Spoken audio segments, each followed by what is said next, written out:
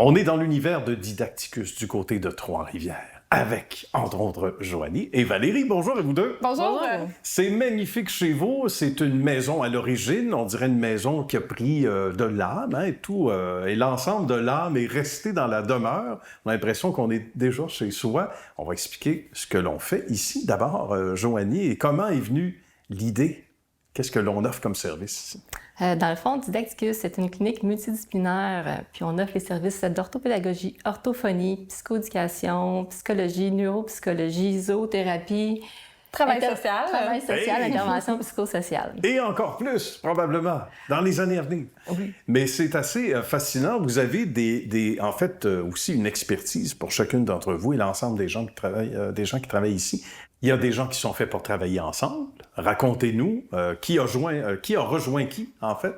Dans le fond, moi, je suis en poste depuis 2014 à titre de directrice clinique. D'accord. Puis par la suite, là, Valérie s'est jointe à nous pour commencer en travail social. Puis par la suite, elle est devenue là, directrice au niveau des ressources humaines. Qu'est-ce qui revient comme besoin, surtout? À la base, on offrait des services surtout en orthopédagogie et on a ouvert l'offre de services. Donc maintenant, on a orthophonie.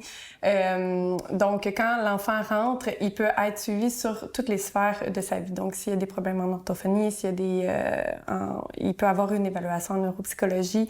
Sa famille peut être suivie au complet avec les services d'intervention psychologique. Donc on essaie vraiment de donner des services à l'ensemble de la population, donc pas seulement aux enfants, aux adultes aussi, aux adolescents et aux personnes âgées.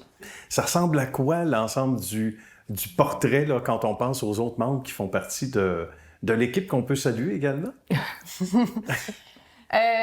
En fait, on a une équipe de direction là, qui est constituée de Joanie en orthopédagogie, de moi en travail social. On a Rosalie aussi qui est au marketing et aux relations publiques. Le reste de nos travailleurs là sont, parce qu'on a une clinique aussi qui est située à Delson sur la rive sud. Ah oui. On offre des services aussi dans la Nodière, un peu partout dans le Québec. Donc, on a vraiment une équipe de plusieurs professionnels dans toutes les disciplines. On peut pas tous les nommer, mais ils vont se reconnaître. Oui. Hein? On va voir leur nom au bas de l'écran. On est une équipe environ de 70. Là. Quand même! Puis on a aussi Ariane, qui est la coordonnatrice de clinique là, pour le service à la clientèle. Il y a des besoins plus criants ces années-ci. Vous autres qui êtes déjà, là, vous avez les pieds trempés dans le domaine. Qu'est-ce qui revient souvent comme besoin? On pense, est-ce qu'on a vécu avec la pandémie? Est-ce qu'on vit encore les soubresauts de tout ça? Ou si oui ou sinon, qu'est-ce qui représente les plus grands besoins actuellement? C'est beaucoup au niveau de l'intervention psychosociale, au niveau de l'anxiété, l'estime de soi. Puis on a aussi beaucoup de demandes au niveau de l'évaluation en neuropsychologie. Donc, tout ce qui peut être évaluation là, globale ou trouble de l'attention, hyperactivité. On doit avoir de beaux témoignages chez vous, hein? C'est sûr que la pandémie a amené son lot d'anxiété chez les enfants. Ce genre de problématique, il y avait peut-être un peu moins des retards sur le plan du langage, sur le plan de la motricité. Les parents s'est retrouvés avec des enfants à la maison, pas beaucoup de services, services étaient fermés. Donc tout ça a fait un peu exploser là, la demande, surtout au niveau des enfants. Parlant de belles idées que vous avez eues, les amis. Là où on se trouve en ce moment, c'est un café. Parlez-nous de ça. Parce que, comme parents, on peut être invité à venir faire un petit tour avec nos enfants. C'est un beau lieu. Un beau lieu aussi pour rejoindre l'utile à l'agréable. On peut en discuter un petit peu. C'est vraiment un service qui vient de naître. Donc... Oui, il est tout là. Il n'y a pas encore de clients. Non. On les attend. On occupe la place. Ils s'en viennent. On l'a inauguré ce samedi. Donc, vraiment, c'est tout nouveau. Dans le fond, l'idée, c'est principalement de pouvoir offrir un service qui brise l'isolement des parents. Donc, qui n'est pas nécessairement un service de « je prends un rendez-vous avec un professionnel et j'ai un service ». C'est plus un lieu d'échange. On veut créer une communauté de parents qui peut venir avec leur enfant, déposer leur enfant, qui peut aller jouer pendant qu'eux peuvent relaxer, travailler, prendre un café, manger un petit peu. On va offrir aussi des services de café-causerie, par exemple de discussion sur le deuil périnatal.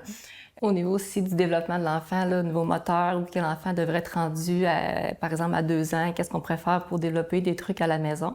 Okay. Des ateliers en ergothérapie, par exemple. Mais ça, c'est bien parce que c'est fait dans un cadre qui est en même temps très relaxant, qui est pas protocolaire, qui est pas trop rigide non plus. J'imagine que c'est le cas un peu dans chacune des unités ici, mais surtout quand on se retrouve dans un endroit comme un café, j'imagine que les messages, aussi les suggestions passent plus facilement. C'est intéressant. C'est très beau ce que vous avez créé, les amis. Et salutations à tout ce beau monde qui travaille un petit peu partout aussi ailleurs au Québec.